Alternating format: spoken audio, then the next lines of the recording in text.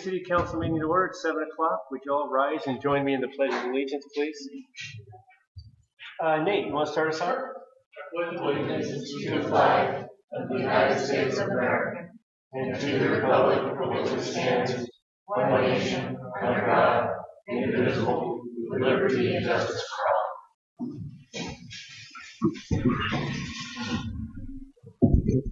So, public comments is the first item on the agenda this evening. Looks like we only have a couple, but I just want to give the regulations and the format that we follow. We'll do 3 minutes per person. Nate, our city attorney, is also our timekeeper. We will go up to 30 minutes to begin with. If we go past that time, we will stop all public comments and then take them at the end and finish them up. We've got some business to take care of, so we always want to make sure that we're cognizant of the people that are attending to take care of those items. So anyway, first item on the agenda is public comments, and I have two that have listed themselves. Tristan is one, and Tristan, if you want to come forth and just give us the city you reside in, that'd be great. And then your comment, please. My name is Tristan Avalos. I live in Coos. Councilors, Mayor Benetti, in light of last city council meeting, it was mentioned that the city believes it has done what it can to help avoid racial and social tensions by releasing Resolution 20-19 and several well-worded statements regarding the city's committed attitude to tolerance and inclusivity. Unfortunately, concerned citizens believe that there is more that the city can do than simply state their position. As such, I took the liberty of starting the process for the City Council by reading through the Department of Justice's Guide for Municipalities on Avoiding Racial Conflict. This can be easily applied for non-racial matters as well, such as systemic issues surrounding gender identity. Here are key takeaway guidelines that the City of Coos Bay should consider if they do not already exist. 1. Create a Human Relations Committee. 2. Adopt a hate activity ordinance for the following. Establish an ordinance against hate activity modeled on any existing hate crime law which may be in effect in Oregon. Develop public service announcements and local information campaigns to inform community residents about hate crime. Develop a local coalition to counter hate activity involving all segments of the community, such as police, educators, clergy, business people, human relations specialists, adults, and young people. Establish a local hotline for reporting hate or bias activity. 3. Ensure representation on boards and commissions. 4. Review municipal departments' policies and programs. For the police department, standing police and community relations committees or boards with advisory responsibilities on civil rights and inclusivity relations matters. Inclusion of all groups in the community in the development of programs and policing activity initiatives affecting residents, also called community policing. Regular public accountability sessions with all racial and ethnic groups in the community. Procedures regarding relations with other municipal departments, civil rights agencies, and local civic or social organizations. These might include relations between police and schools, police and youth commissions, and other relations. For the city's schools, parent-student councils at each school. A comprehensive management system that includes in-service training for teachers, outreach programs to parents and the community at large, and a cooperation agreement between police and schools.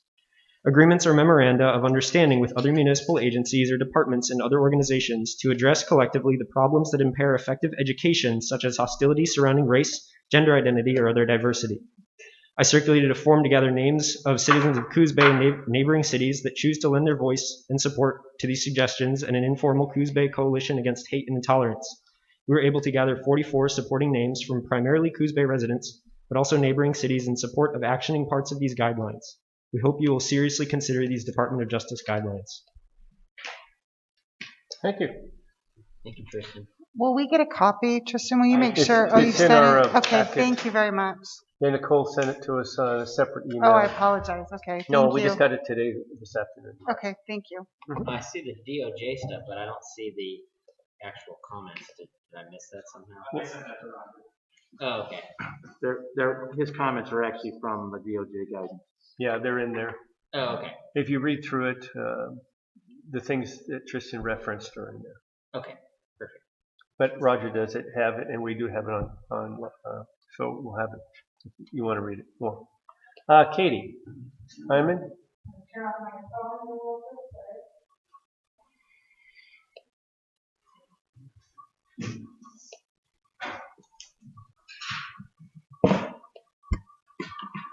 Is it okay to take off my mask? No. Okay, thanks. I just wanted That's to, all right. I want to make sure you can hear me. That's right. Okay. My name is Katie Iman, and I'm a candidate for Coos County Commissioner. I'm here tonight to encourage you to adopt the recommendation made by Tristan Avalos to establish and publicize the availability of a hotline to report hate and bias activity. I am glad and sad that current events have brought the issue of racism and discrimination to the public square. In speaking with my white friends, I hear racism is not really an issue in Coos County or Coos Bay.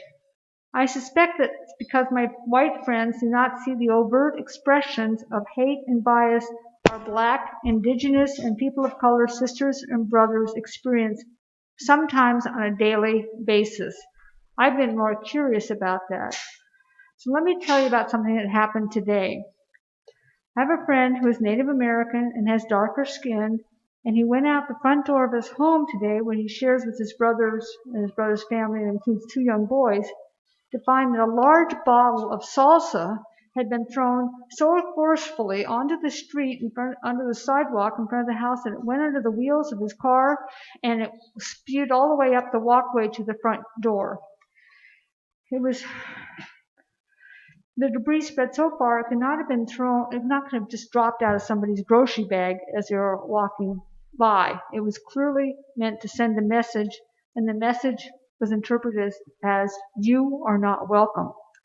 I asked my friend if this was the kind of thing that he would be willing to report on a hotline, and he said absolutely. And so the community needs to know that this kind of event happens. And they're not crimes. They just don't need to be investigated by the police. But we do need to know because they damage our community and the people in it. I hope the incidents can be reported on the hotline or made public to you and to the public, like on a monthly basis, without identifying information being disclosed, just what happened, the incident. Because, you can gather the name, phone number, and all that, an address, but you don't want to put that out publicly, but you can have that if you want. The point of this is the community cannot address racism in this issues unless it knows about it. And I want you to know, I look forward to the day when the hotline has very few reports, that we have a community that really respects each other, and that it's very rare that someone would have to report an incident of bias or hate. That's a feature I want for my community and for Coos County. Thank you so much. That's Thanks, one of the Kate. reasons I'm running for county commissioner. Thank you. You bet, thanks. So these are the 2 individuals that had signed up for public comments, but that doesn't mean they were limited. So okay, that's fine. So just come forth and give us your name and the city that you reside in, please, and your comments. My name is Joey Hoffman, and I reside on Fossil Plant Road. Okay.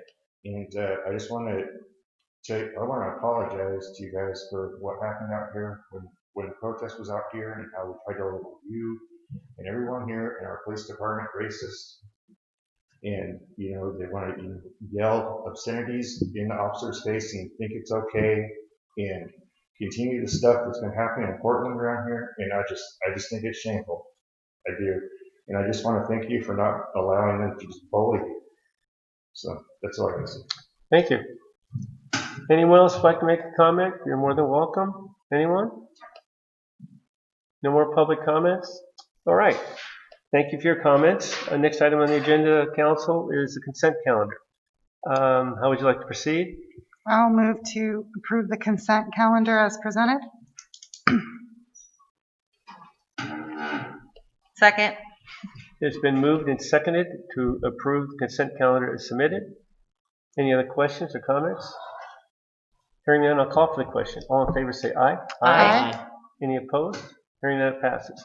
Also, I was remiss, we have Rob Miles on virtual right there. That good mugshot of his looking at us. And then Phil Marler will not be attending this evening. Number 4, approval of a National Preparedness Month proclamation. So I'll read it, and then we can decide, well, maybe you should, how about a motion in a second? Then if I get a motion in a second, I'll move forward. I move we approve the National Preparedness Month proclamation declaring the first week in September as Home Inventory Week. Second. It's moved and seconded to approve the National Preparedness Month proclamation. All in favor say aye. Aye. Any opposed? Hearing none, it passes. I'll go ahead and read it. Proclamation, whereas each September is recognized as National Preparedness Month, and whereas Oregonians have witnessed and experienced national disasters in our own community, and whereas every community member can take active steps to protect their families and neighbors from natural and man-made disasters, and whereas every family and business in Coos Bay is encouraged to take active steps to be financially secure after a disaster, and whereas every community member is encouraged to make sure that they are properly insured against fire, flood, earthquakes, and storms, and whereas every community member is encouraged to create home inventory to include as part of their disaster preparedness kit. Now, therefore, I, Joe Benetti, Mayor of the City of Coos Bay, do hereby declare that the week of September 1st through September 7th, 2020 be known as Home Inventory Week, and join cities across Oregon to encourage everyone to build a home inventory of their personal property and speak with their insurance agent to make sure they are financially prepared for a disaster. Thank you. Mark Anderson, did Mark help prepare this? Yes, he did, and unfortunately, he's away on vacation for family emergency, but not actually vacation, but attending to some relatives, and he won't be back until next week. All right. Thank you. Hopefully things are going to turn out fine for him and his family. Number 5, approval of installation of Migus Park lending library cabinet. And I think we have somebody that's going to make a... Okay, staff's going to address this first, or Anne's going to address this? Jim Ozzie will give you some background information. Good evening. The city received a request to install a lending library cabinet at Mingus Park from Annie Pollard. And this lending library cabinet is a structure where books are placed and they're shared with the community. And the book inventory is continually updated by community members. And in this case, it would be Annie. This idea was brought to the attention of the Parks Commission, and they, along with staff, support the project. And there's a nice picture of an example of a lending library cabinet. And what we're seeking is council's authorization for staff to assist Annie with the installation of the lending library cabinet and in Mingus Park. And Annie may want to speak to this. Thank you, Jim. Annie, welcome. Hi. Thanks for having me. I'm out on my porch because my kid's watching cartoons.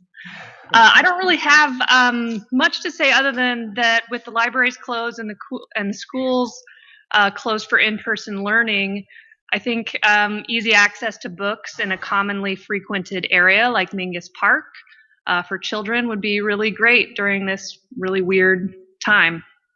And we'd like to help. So I have volunteered. Not only have I purchased this from the Coos Bay Boat Building Center, but I also volunteer to curate the books and just make sure there's plenty in there. I have tons left over for my kiddo, and then others have volunteered to bring books as well. So I'm down there every day with my child who's 4, so I can just check on it, make sure that everything's in good shape, that there's books inside it. So I think we can keep it maintained pretty easily. Well, for myself, I want to say thank you for purchasing it. I was hoping that you probably build it. I've seen you out there on Facebook building some things, but I appreciate that and your willingness to take care of it. So I think it's something that'll be very well received. So thank you so much. Anyone else? No? I think this one's going to be pretty easy to accept. So anyway, I'll thank you again. So council, how would you like to proceed? I think that I need to abstain since Annie Pollard is my wife. Is that correct? Okay. I move. Oh, go ahead, Joe. Yeah. I've moved to authorize staff to assist Annie Pollard with the installation of the lending library cabinet at Mingus Park with the understanding maintenance and inventory to be maintained by Annie Pollard. Second. Okay, it's been moved and seconded to go ahead and approve the installation of Migus Park lending library cabinet that Annie Pollard has so graciously agreed to maintain and has purchased. So, any other comments? Yeah, this is Councilor Miles. Yes, Rob. First, thank you, Annie. I think this is great. I fully support it. But as a member of, or the council representative on the library board, I would be remiss if I didn't say the library isn't totally closed. They are offering services. So that's all I have to add. And thank you for this opportunity. Thank you. Mama. Thank you. That's a nice surprise. Anyone else? Any other comments? Hearing none, I'll call for the question. All in favor say aye. Aye. Any opposed? Aye. Hearing none, it passes. Thank you. All right. Next item is going to be approval of, if I get there, approval of the amendments to Coos Bay Municipal Code Title 6 Animals. Approval would require enactment of an ordinance. If you want to go ahead, let's have Carolyn. Is Carolyn going to deal with this or Jim? I'll take it. So we'll get some information and then we'll open up a public hearing for this for any that would like to make a comment. Okay. Well, the Coos Bay Municipal Code Title 6 currently requires annual special permits to keep certain animals within the city limits. The proposed ordinance change or modification would provide relief from some special permitting for some animals. Many cities, recognizing the popularity of certain animals, allow a small number of chickens, miniature pigs, and rabbits without permit requirements. And amending our Title 6 to allow up to 2 mini pigs, 4 rabbits, and 4 poultry without a permit would save the city money, staff time, and citizens' pets expenses. Currently, like I said, Title 6 requires a special permit for chickens, pigs, and rabbits. And these animals are not typically disruptive to neighbors. And the annual special permit for these, including the technology fee, is $52.50. This permit income does not cover the cost of time required for the permit application intake and everything that goes along with that. And some residents have complained that the permit is cost prohibitive. And many residents do not realize that permits are required to have a few chickens, rabbits, or even a pet mini pig. And so when the code enforcement officer sees these animals on property, they're required, or she's required to enforce the special permit requirement. And most folks are receptive, but can be a negative experience. And so we're just making this recommendation to council to enact the attached ordinance after you hold the public hearing. All right, thank you. Any comments or not comments? Any questions for Jim? No. I did ask Carolyn earlier today because chickens is pretty generic about roosters, and she did inform me that the municipal code has a provision in it for excessive noise and annoyance from animals, and roosters would be probably qualified as annoying and loud. That's where I was headed. And so it is addressed in the code, but a different section. And I was, we had a neighbor that had one for years, and I'm not sure what the demise was of the rooster, or if it moved along, but I'm hoping.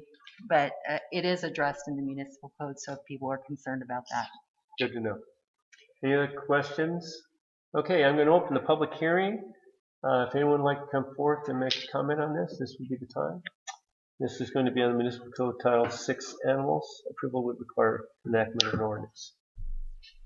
Any public comments? Hearing none, I'll close the public hearing.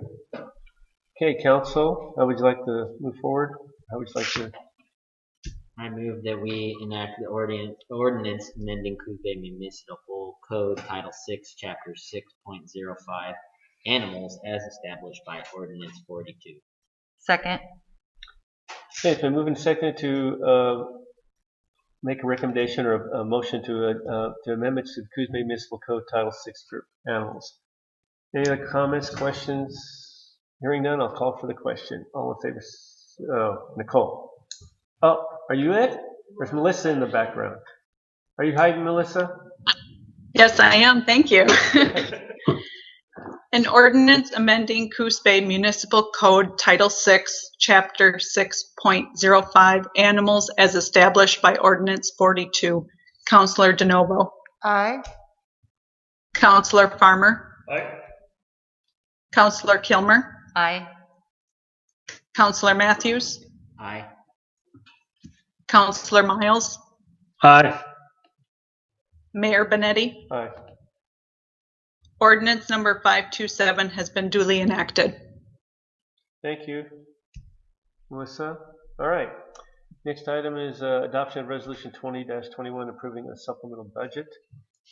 Nicole, I think this is you. Wow, you're coming up. Nice.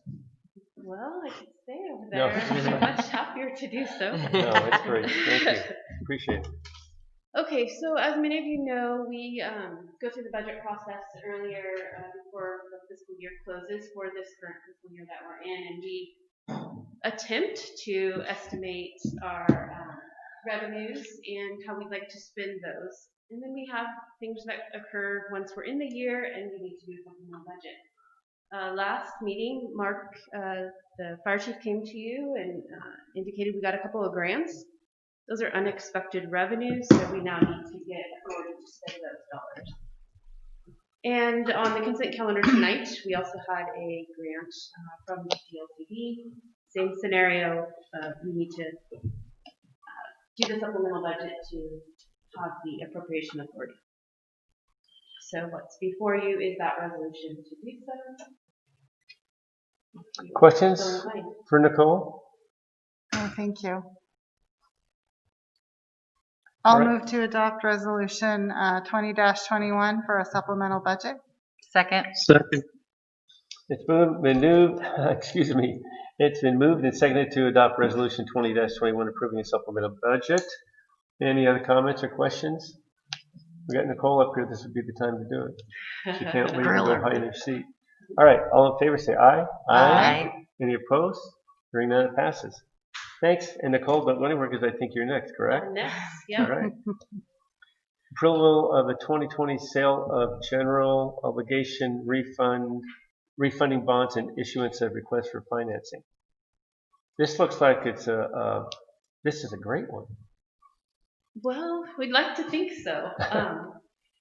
So I don't know how many of us remember, but in 2008, general obligation levy was passed to allow us to construct the fire station. A general obligation bond levy results in annual property tax levies placed upon all the properties in the city limits to collect enough funds to meet those debt service payments. So we have a couple of things that happened that are kind of pushing us into this possible refinancing. We had a previous finance director who was very conservative, who helped us establish a little bit of extra funds because we were assuming we'd have greater uncollectibles. So over the many years we've been collecting these taxes, we have a little bit extra. And then, of course, we all know, sadly, I guess, that the economy is challenged right now and it's resulting in lower interest rates. So coupling those two things together, we can refinance these bonds. Potentially, it's going to go out to bid, so we're crossing our fingers that our estimates are correct, but saving nearly $800,000, which is almost 2 full years of debt service payments. So those will come off the books for property owners to have to be paying those. Instead of finishing up in 2028, it would be 2026. So I don't know if that was real clear, and I want to make sure the public hears this. By redoing this, and Nicole and Finance Department moving forward on these bonds, we will save $800,000 because we will save 2 years of payments. Is that correct? That's approximately, correct. I mean. It's estimate. We're waiting on, once we put the request for funding out there, it really depends on how the rates bid. But we have good financial advisors who watch the markets, and they've conservatively estimated that 800. So my the question is, we may have a few more dollars saved than 800. So are we going to use bond counsel on this, or we're going to get We individual do. banks? We have Hawkins, Delafield, and Wood is our bond counsel, and it does take a little finesse because these general obligation bonds are actually out on the market. Okay. So we need to do a call, an early call on those. So having them in the picture is helpful to make this happen.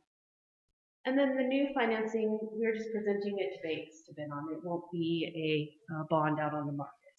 Okay. So is there a penalty for paying these off early or not? There isn't. We just got over that hump. That period of time. It's very good. Nice. Great work. Yeah. Yeah, It's a fantastic. combination of a lot of effort over the years. I think you're a pretty conservative finance director also. I'm hoping so. Time will tell. Well, I think you've done a great job so far. Yeah. So, Council, how would you like to move forward on this resolution?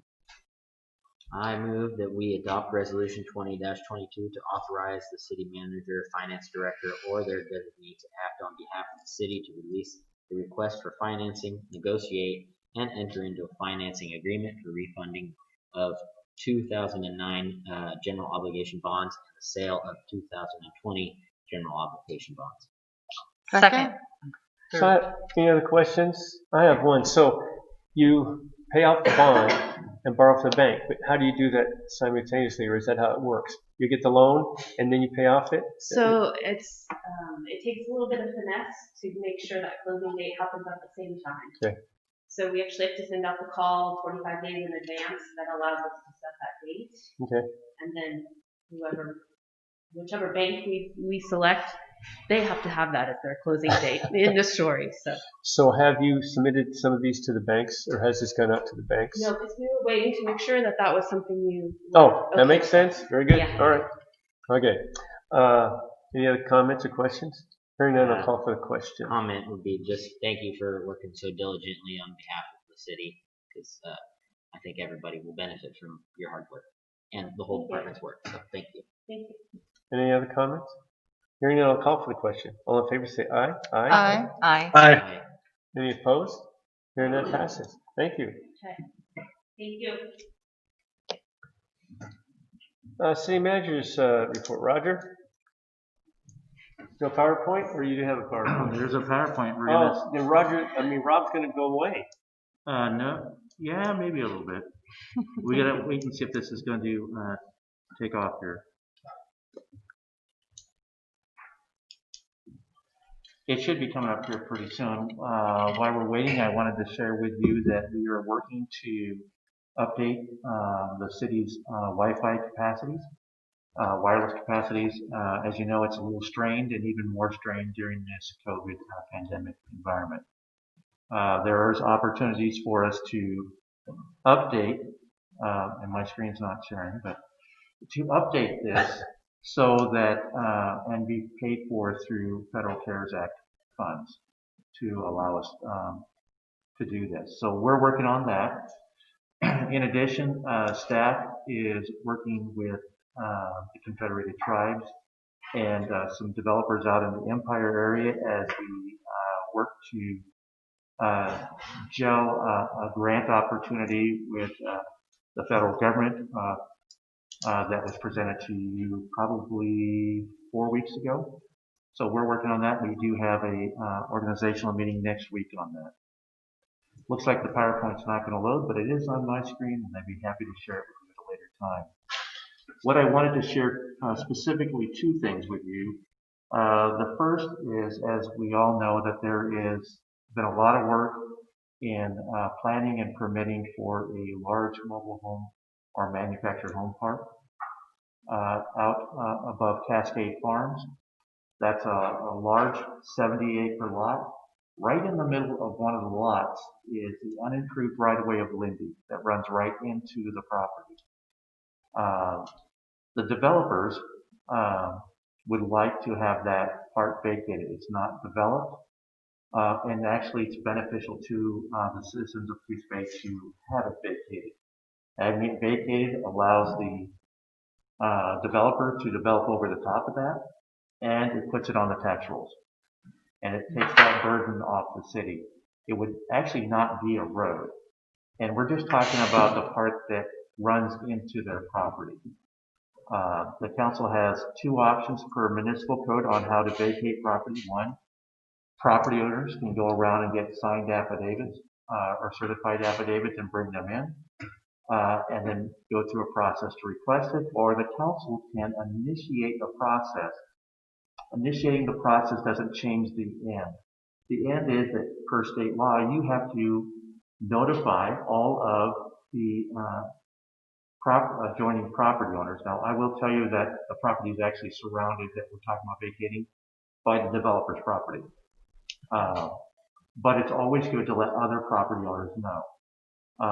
We would send out those notifications. We would schedule a public hearing to occur on October 5th to give anybody an opportunity to have their say on whether that should be vacated or not. This process just helps move it along a little quicker for the developer. Would the adjacent property owners that you would be notifying, would those be like Lindy Lane, Radar Hill? No, the Cascade? adjacent one would be very close. So there's at least one property owner that owns the FedEx facility. They have a parcel that's really close. Although it's not developable, it's that very steep hill that's right behind FedEx. And then there's another private property owner, but he still has access to all of his property from Lindy Lane, which would still remain the city street. But we would be noticing them in whatever the as required as far as distance per not only the Coos Bay Municipal Code, but Oregon revised statutes. If I may, it's 200 feet on either side of the road, and at the terminus front and back, that 200 feet goes out 400 feet. So it's in that area, and the developer owns all of the abutting property, and it appears most of the affected property in that 200 area.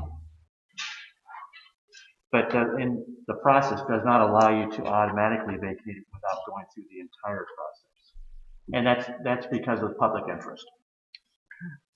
So if the council's amenable to it, I'd like to go ahead and get your acceptance and to go ahead and schedule a public hearing and send the notices out. Everyone all right with that? Yeah. Okay. Yep. My second item, or I guess in this case, the second item on my PowerPoint that you cannot see, is the mayor and I participated in a very large, I guess it would be a task force at its name, with Coos History Museum, and it's regarding the Alonzo Tucker Memorial. The group is trying to decide what's the right way, a proper way to memorialize Alonzo Tucker, who was a victim of a racial lynching over 118 years ago. During the course of our discussion, while the memorial has several different forms still under consideration, the one thing that seemed to be gaining speed was where to place it. And there's a strong push to have this located at the Coos History Museum on the south end of the property. If we had the PowerPoint up, I would show you some concept drawings from the early days of the History Museum, where they actually had concept drawings of a plaza on the south side. The only reason that wasn't developed is it was lack of funding. It was a huge task just to get the funds to develop it to the point it is today.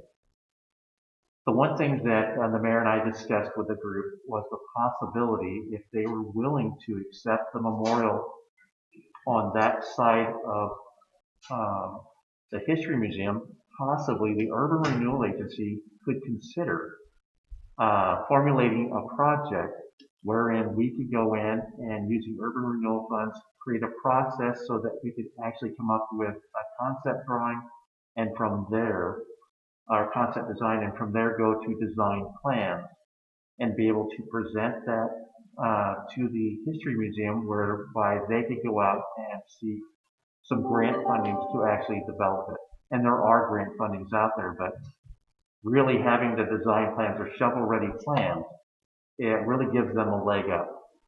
And it also gives the Urban Renewal Agency an opportunity to have your hand in the development of that.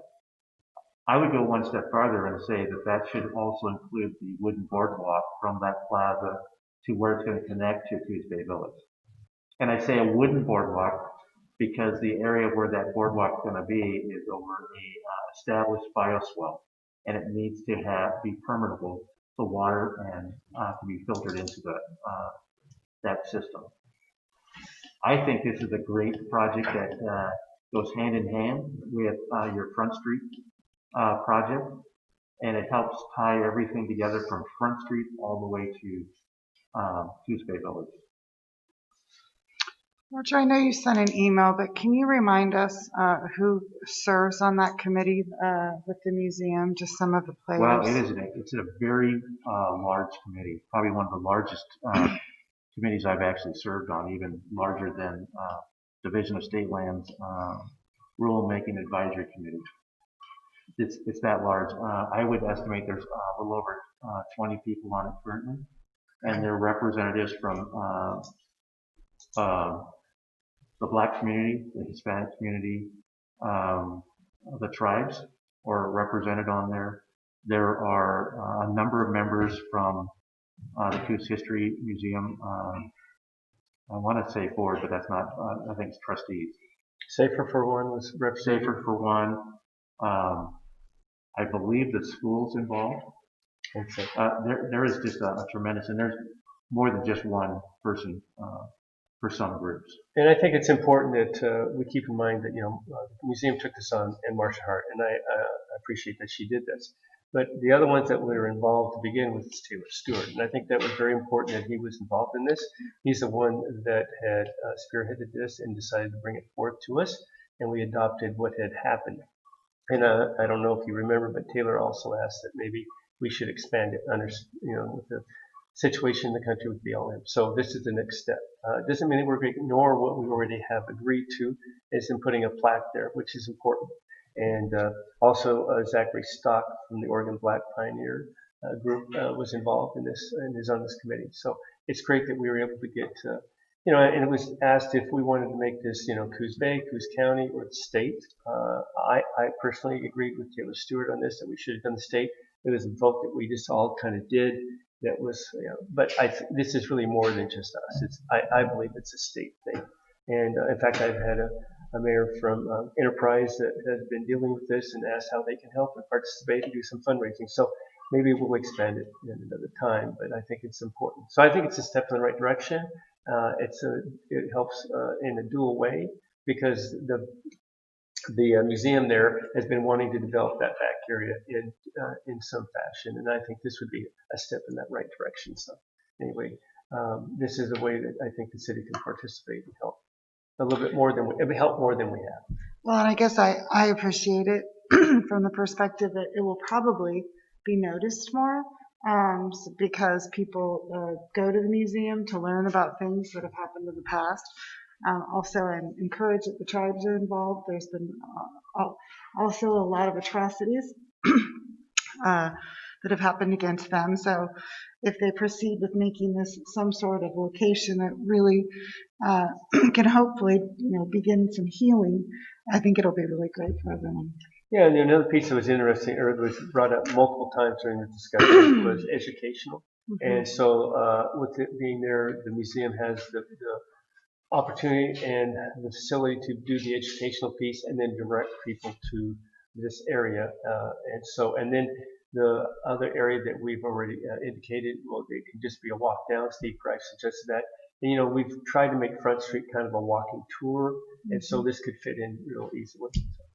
Great. I think if the councils, and obviously I'm talking to the council, not the agency, but if there's acceptance of the concept, the process would include, of course, notifying Coos History Museum, and they're actually asking their board of trustees, I believe, next week on this.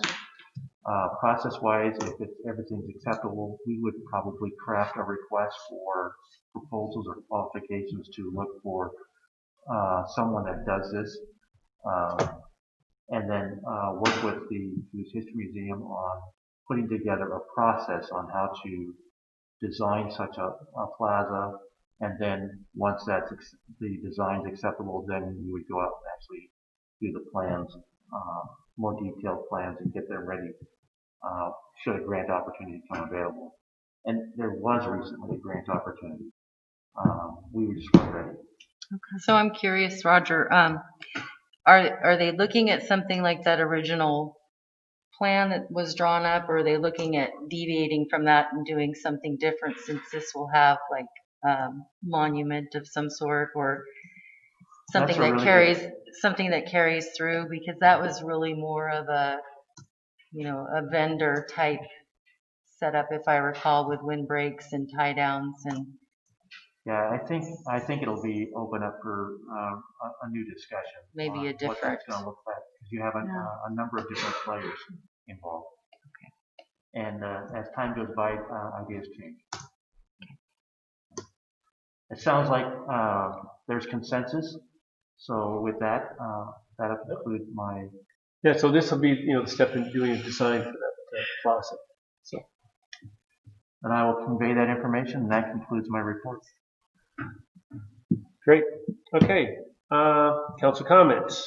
Drew. I've talked a lot in the last few ones. I'll sit this one out. Yeah, that's all right. We don't keep track, right? Carmen. All right. I don't have much today to say, but I guess personally, I've been feeling like the world is in a crazy place, and I just want to remind everybody of this community's amazing ability to pull together and support one another. And I think that that's a good thing to remind ourselves of right now, how much support this community has given its members who were struggling, and maybe we should all focus on that a little bit more. So that's what I'm trying to do.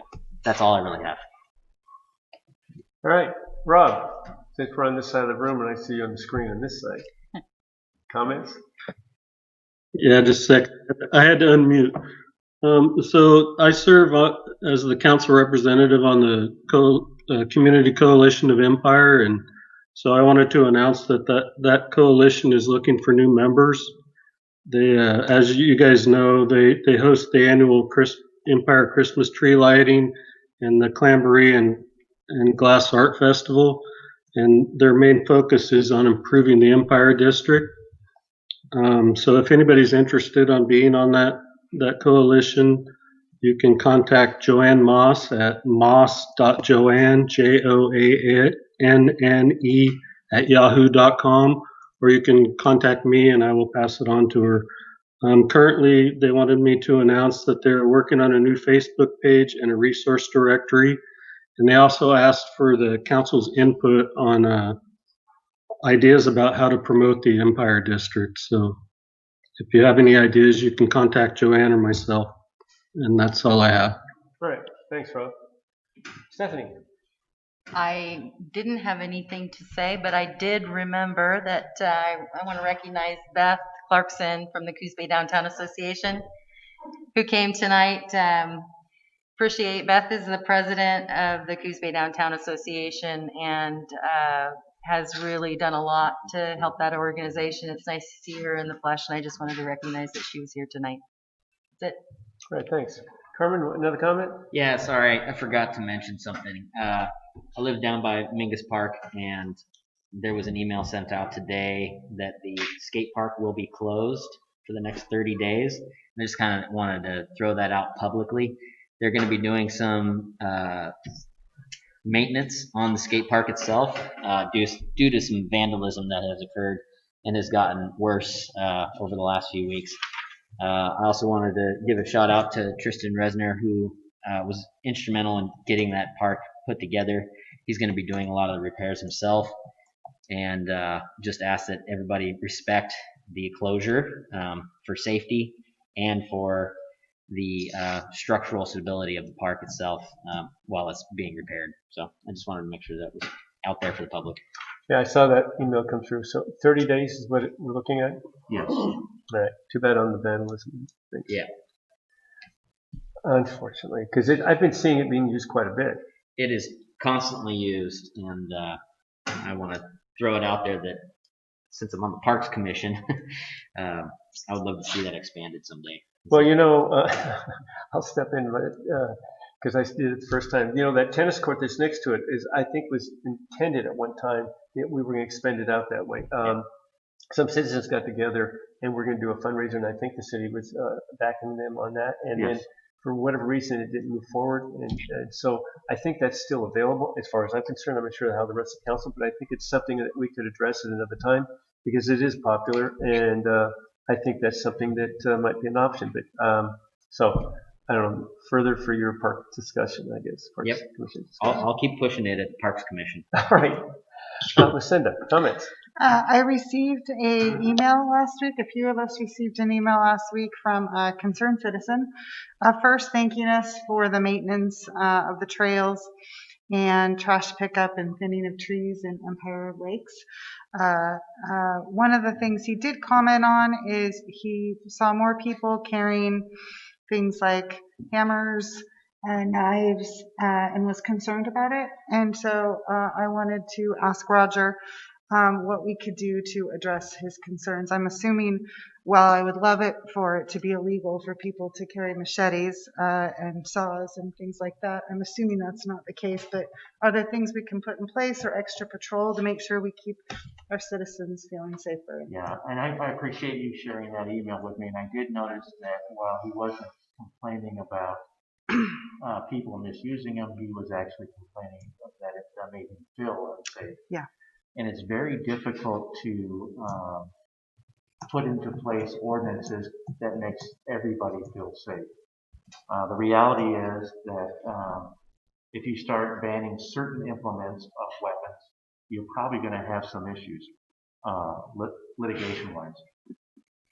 But as far as patrols go, we do have parks personnel out there nearly every day, and our community service officer, Officer Bell, has been walking most of the trails religiously, if not daily, a few times a week. And actually, when I've gone out there, and I was out there recently and walked all the trails, I didn't see anything that would concern me, and other than people having good times. That, of course, didn't concern me. But people were pleasant. I think you're getting a lot of patrols, and officers also do patrol checks at night in their vehicles. Okay. Can you remind me, how long has the community service officer been in place? And I'm assuming walking the parks like you talked about and addressing. I believe it's been about 4 months now since Officer Babb's been assigned as a community resource officer. So 4 months. About Okay. 4 months. Okay. Well, I told this concerned citizen that I would bring the concerns forward. I recently walked the park a couple days after he had mentioned that, and I did not see that. But again, I wanted to make sure I brought them up to make sure that we can do some extra patrols in that area. And I think the natural next step is also to have that discussion at the Parks Commission. Carmen, back to you. Yeah, well, we've definitely been aware of a lot of complaints coming through about Empire Lakes, and I hear it quite often as part of the Parks Commission.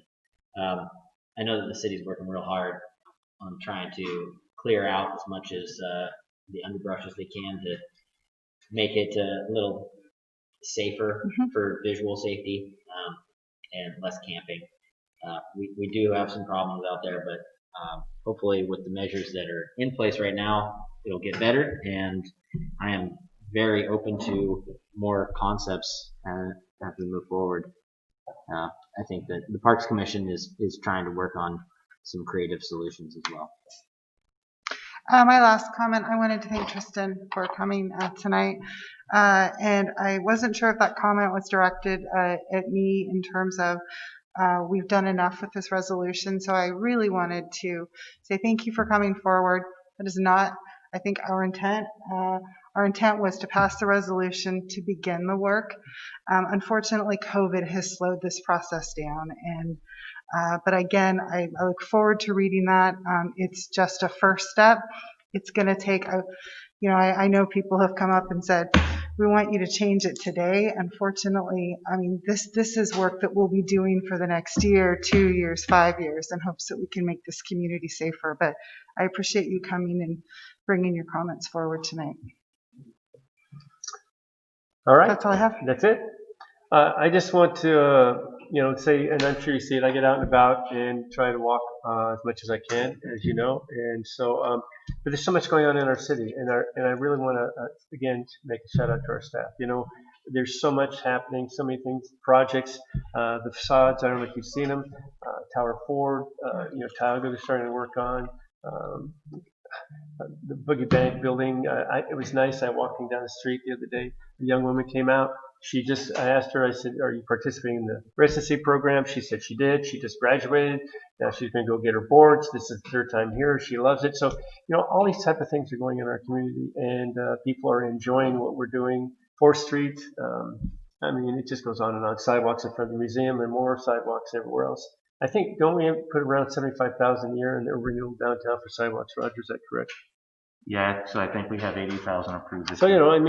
it's just a kudos for everyone, the council itself, to, be able to do this. Housing is a big project that you mentioned, Roger, with the modular homes. And that's an issue that we've been talking about for years. So that's 450 homes. Then we have Inglewood that's going to be working on. Then we have the place out in Empire, which is behind the fire station. This individual that did the modular homes also bought another piece of property. He's planning on building another 16 homes, I think it is, or 14 homes. So I don't know. We have probably 550 facilities coming online within the next year, probably. Well, I don't know how long this modular home is going to take. Jim would take. But there are a long list of current projects and ones that are pending. I know, but this far surpasses what I thought that we would be at this time. And so I'm pleased. It's something that was needed, and we really worked hard on it. And we've been fortunate to have some developers that the staff's been able to work with and make things happen. So, sometimes I think that we just forget how wonderful things are and how good things are happening around here. And there's a lot on our plates, a lot on the staff's plate, but it's always nice to just, know what's going on, and it's fun to see that happening. Mr. Mayor, don't forget all the potholes that we have fixed, yes, right? True. As and a result of the transportation utility fee. So I know. If you go back 4 years prior to us coming on board, I think it was around $250,000 was in the budget for the streets and potholes, something like that. And and less than that was being spent on some years. We're up. We spent over $4 million last year. Yes, with all funds. Right. So, and we have budgeted approximately another $4 million this year. So that's another, kudos to the council and staff. It's something that we've dedicated ourselves to and make funds available, being creative. And it's great. It makes our tourists walking on the boardwalk and downtown and all that. Unfortunately, as Lucinda mentioned, and everyone knows, COVID's here and put a crimp into everything. And it's unfortunate because we can't deal with some of the things that we want to deal with. So anyway, farmers markets tomorrow. I've been going every day when it's here on Wednesdays, so I encourage everyone to do that. So it's nice. And I'll end it with, as Carmen said, a difficulty and difficult times. And Katie's mass said, "Be kind." So I'll just end my comments with that. Thank you. And Urban Renewal is next, and so Stephanie, it's going to be your time. You want All to right. gavel to throw it at anyone or me or somebody? I'll go ahead and open the meeting of the Coos Bay Urban Renewal Agency. And our first item on the agenda is public comments. Do we have any public comments? All right. We will then move on to item number 2, which is the consent calendar. How does the board want to proceed with that? I always take the lead on this, so I will propose we approve the consent calendar as presented.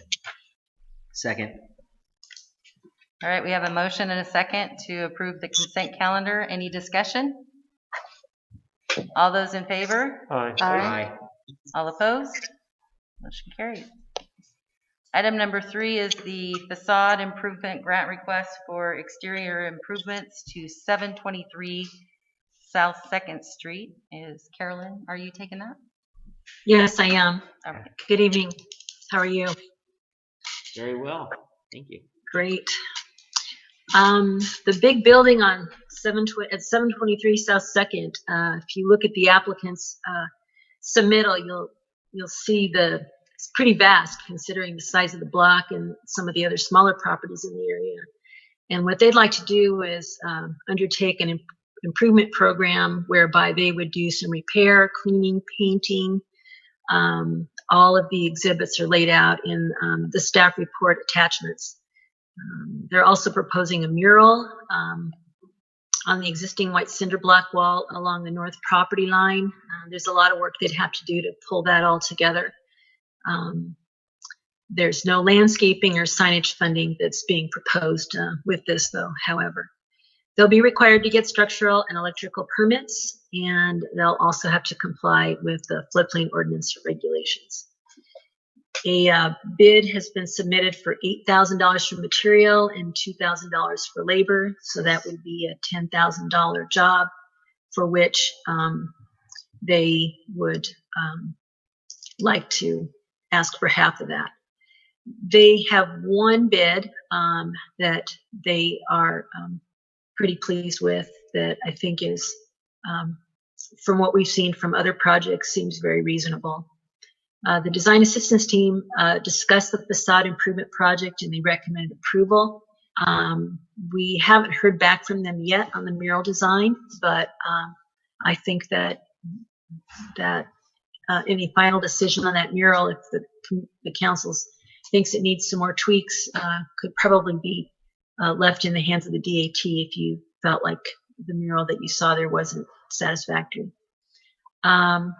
We're recommending that you approve $5,000 from your fiscal year 2020-21 budget for the funding for half of this project. This is the former Oregon Seafoods building located next to the cash and carry on 2nd Street? Yes. And where were they planning to put the mural? It would be along the existing white cinder block wall on the north property line.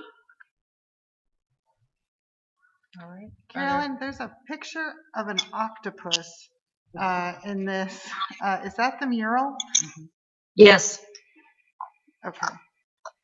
I would actually like to see it, the mural come back to council for approval. The council agrees with that.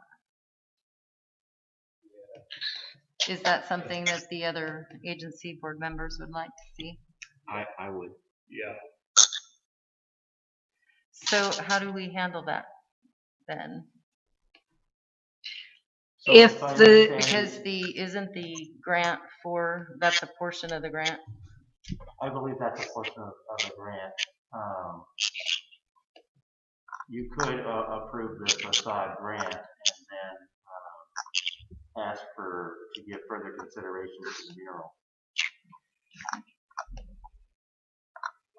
All right. Any other questions, comments, discussion? Oh, would you like to say anything?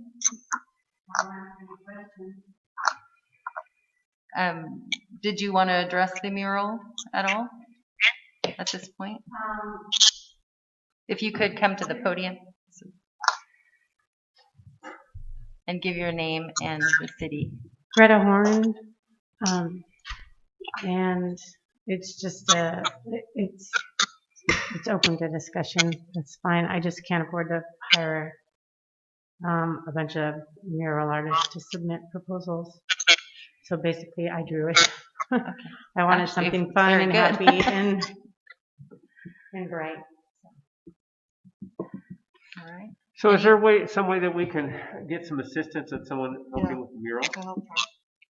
You could actually approve a higher amount, which would include hiring an artist and bring back some mural concepts for your consideration. Would that be okay with you? I'm not knocking. I like the octopus. No, too, it's okay. So. I get it. Yeah, I think that would be great if we could add some dollars. Do you have an estimate, Roger, of what we should add to this? No pressure. Well, I have a question while Roger's doing mental math over there. Can you just point out to me where this would be on your building? Go to the other photo. Go to Oh, the, it's on that side. And this would be black. That will be black. And Okay. one of the arms would have on the back. Okay. Yeah. Carmen, I think if you roll up just a little bit, you can see the wall behind the sign there. Oh, that Yeah, wall. yeah. I see. Okay. It'll be this one. And there'll be one of the reasons for that was there's a triangle dirt plot right at the base of that, Right. at that end of the parking lot, which will get a flower garden. Oh, nice. I'm glad to see it be taken over. I'm glad to see it. It's nice. Been sitting there for quite a while, so. Yeah, it's a great building. Oh, it is. It has been a lot of different uses there. All right, any So other? did we come up with a figure? so what I would suggest is that you approve the facade grant for the stated improvements, and then approve an additional $5,000, not to exceed $5,000, to assist with the creation of some renderings for your consideration later. Would that be all right with you? Yeah, that's fine. Okay, good. I'd like it to be ocean themed. That fits perfectly with our community. Yeah, That's good, and it's still going to be whatever you like on a design. I just think you have somebody that's got that expertise to help you show us what you want. That's fine. Okay, do I have a motion? Sorry, I'll move to approve the $5,000 from the URA fiscal year 2021 budget for the requested facade improvement funding, and an additional $5,000 for artist renderings. Second. All right, we have a motion and a second to approve the facade improvement grant as well as the additional. Any further discussion? As part of the Second Street business community, I'd like to say welcome to the area and thank you for doing what you're doing. It's really going to be a pleasure having you down here.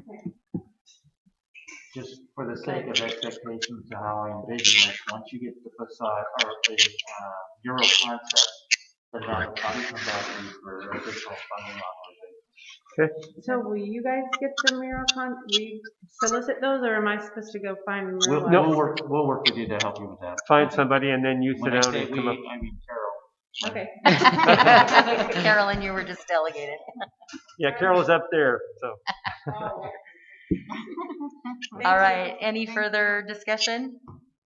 All those in favor? Aye. Aye. All opposed? Thank you. Thank you. Motion carries. Thanks, Greta. We Thank you, appreciate Greta. your investment. And our next item, Speaking of investment. yes, it's a big one. A facade improvement grant request for exterior improvements at 275 North Broadway, the Tioga Building, and 241 North Broadway, the Koski Building. Yes. And that's Carolyn again. It's exciting to present this. The plans for this property have been ongoing for some time, and they're at a place now where they're doing work, and they are continuing with a lot of great ideas and extensive repairs to the facades that they want to make. The low bid for all the work was about $594,593,485 to be exact. There are improvements proposed to each one of the buildings, the Tioga building to do the facade and lighting, also restoration of their sign. For the Koski building, they're looking at the facade work, and a combination that would serve both of those buildings would be the parking lot and lighting for the area that would serve both of them, so everybody could park. The interesting thing here, given that this is such a large amount, let me back up for a minute. You have the authority to go over your $25,000 typical limit on this program, which this certainly would be. But the interesting thing is that you have a program that requires applicants to be reimbursed at the end of their projects so that means they need to carry they need to carry the project the entire time, and then they're paid back. They're reimbursed after the fact. In this case, the applicant, Mr. Rob Crocker, requested a kind of a variation on that agreement that we would normally have with them. What we would be looking to do is work with him on an agreement so whereby the agency would have an agreement with each LLC for the respective grants. I think they're laid out here as 4 grants. And the contractors and suppliers would need to be bonded. The work that they would do when an invoice would come in, the applicant in this case would pay it. One of the LLCs would pay it and then submit half the value of that invoice to submit the invoice to the agency for half of it to be reimbursed. That way his work can continue without running into a cash poor situation. So that being said, if the council or if the agency board decides to go with this, which I think we believe that you should, we would want you to direct the development of an agreement with this payment arrangement in terms identified in the summary of this report that would be likely augmented with a few other things with the city manager. The last piece on this that I wanted to bring up, it's a small thing, but I think it's important to the applicant, is on the Cosby building, there's a transom window that there was some discussion on how that would be repaired, and Mr. Crocker has indicated his preference and showed a photo identifying how that could be done. In the small scheme of things, in the big scheme of things, this is kind of a small thing, but if when down the road they want to improve that, I'd like to get it cleared up right now how they could do it. So we'd suggest that you go with his proposal on how that would be handled. The staff report talks about budget implications here of this project. Last year was a busy year for the program, but unfortunately, the projects didn't come in before the end of the budget year. So this budget year is having to bear some of the costs from last year's programs.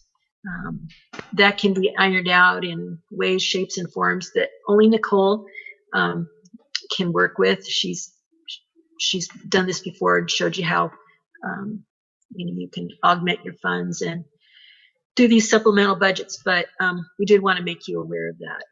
So with all that said, I would defer if Mr. Crocker is here. He had indicated he would be here this evening to talk to you about the building. Can you mind giving us an update on the building? Yeah. Rob Crocker, originally from Reedsport. I live in Sherwood, Oregon. And first, I'd like to say, if you guys feel at all inclined to double the grant request to us, I'd be happy to accept. Yeah, so as many of you know, the Tioga has a long and storied history. It was originally the Marshfield Hotel, started by some prominent business people and over 200 citizens of the city of Marshfield back in early mid-1920s. And it had visions of being just one of the nicest and most incredible hotels in the state of Oregon, and it fell short because of numerous issues. And my personal belief is that it never fully reached its original vision and potential. And when this building came up available for sale a year and a half ago, my partner and I really had no interest in taking on a project this big, but I realized if somebody who doesn't have a vision for this building doesn't acquire it, it could stay like it's been for the last 70 years. And so this is a big bite for us, and we're chewing as well as we can. And being able to access a grant like this from Urban Renewal is very, very crucial to us. I think helping this magnificent structure reach its full potential. We see it as being an absolute beacon. It is a landmark on the South Coast. It's a landmark for Coos Bay. It is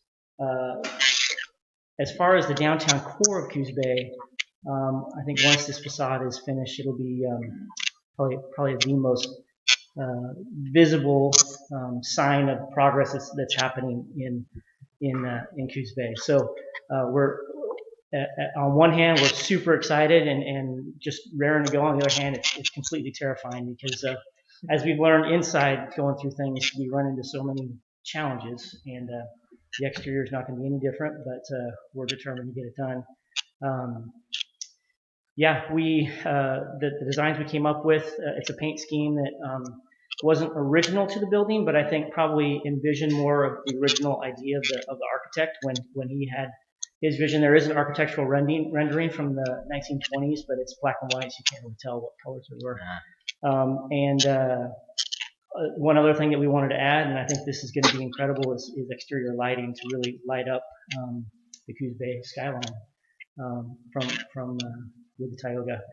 As far as the transom windows that Carolyn was talking about, the Koski building, the small building next to the tioga, originally those transom windows were leaded glass, and I included a picture from J.B. Koski, and that's just what we'd like to restore those to. In 1993, that building actually was restored, and it was done very, very well, and we just want to take it back to how it was restored in 1993, so that's our intent for that. As far as the tioga goes, there's a lot of improvements that have gone on inside, and if you guys get a chance, you should come into the lobby and check out the new flooring and paint and walls and trim and lighting. And this exterior is very, very important. In addition to that, there's ongoing cleanup in the parking lot. One thing that's not on the grant request, we're going to seal and stripe the parking lot. We are going to put some fencing around it because security is an issue in the tioga, and we're trying to clean that up as well. Adding more lighting in the parking lots, adding some video camera systems in the parking lots, and we just want to clean it up and make the tioga change the perception of the tioga and what it is and what it can be versus maybe what it's been in the past few decades. And one of those visual cues, I think, will be the repainting of the facade, but also the tioga sign itself. We're going to repair that and fix the neon. And originally, that sign actually in 1949 was red. It was a fully red sign, and it was painted green, probably in the late 60s, early 70s. So we want to take it back to the red, which is the original. I think that'll also help people realize it's different and new. So happy to answer any questions, but we're super excited. How critical is the timing on what you're doing and what you're requesting of the agency today? Yeah, so in regards to the funding mechanisms, it's very important. There's probably rumors and speculation that this is being done by some big, rich Portland developers. But we're far from that. We're scrimping and saving every way we can. So the cash flow on this, for us to be able to carry this, the whole project, including the fencing, the painting, the stucco repair, the lighting. We're gonna try and get most of it done before the rain comes, but it's gonna stretch probably into the winter. And for us to be able to carry the full 600,000, well, it's more than that because that's just the tioga part. It's like 660,000 with the Koski. I don't know that we'd be able to do it, so we'd have to figure out a different way. So us being able to pay our contractors as they do the work on a monthly basis, and then submit those for basically 50% match from a renewal is going to be very, very important to us. It really will. And Rob, as I understand this, everything will be done by June 1st, 2021. Is that correct? That's our, we'd love to have it done a lot earlier than that, but yeah. That's great, but there's an end date, so that we'll see the finished product. Well, optimistically, that'll hit before the next wave of tourism, as long as everything's opened up again by then. And I'm excited by what you're doing with the building. I think it'll make an excellent landmark for our community. I'd just also like to touch a little bit on what you've done on the inside as well. I believe there were 10 to 12 units within that hotel that had left service due to damage. That's also something that you've been addressing and is increasing the housing stock for our community. Yep. It's amazing, Rob. Thank you so much for what you're doing. Yeah. This is an amazing investment, and it will be and is a cornerstone of our community in downtown. So thanks for taking on the project. Yeah, my pleasure. Thanks for your support. I mean, No, great. No, I mean, you've really taken part of this community, Boogie Bank and this, and yeah, so it's been great. Rob, did you have any questions of Rob? No, I don't. I fully support this project, and I, like everybody else, I appreciate everything you're doing within the community. Thank you. Carolyn, you made mention of budget, but we still will have, if I understand it, we'll still have 83K left to spend this year. Is that correct, Roger? At the minimum, that's at your current budgeted amount. There is capacity should other worthy projects come before you that you have the ability to transfer funds out of your undesignated project line item. Okay, great. I would, If I could, that 83,257, it would be slightly lower due to the $5,000 you discussed this evening for the mural. But yeah. But I think it's important, Roger mentioned, we're not limited to that. I mean, we have other, right? Well, and those are the discussions we've been having as a council, is when opportunities like this present themselves to make a significant impact in our community, we want to rise to the occasion. I just wanted to make the point that there's money still left in the budget, and to Roger's point, because of Nicole and her just amazing creativeness with finances, if we needed to put forth another supplemental budget, maybe that would be an opportunity. Well, and I think you definitely hit on the head. This council, this agency has requested and been trying to work in making this program flexible to make because it is one of the most visual impacts that we have in our community. And of course, the Tioga building is basically a landmark. When you see that coming into the community, you know you're here. Roger, did you have anything you wanted to add? Urban renewal boiled down at its simplest is to be used to make things happen that wouldn't otherwise happen. This is one of those cases. While the agency in the past has not paid for projects until they were completed, for the one simple reason, you wanted to make sure that the project was completed before you actually paid anything. But generally, most of those projects are smaller.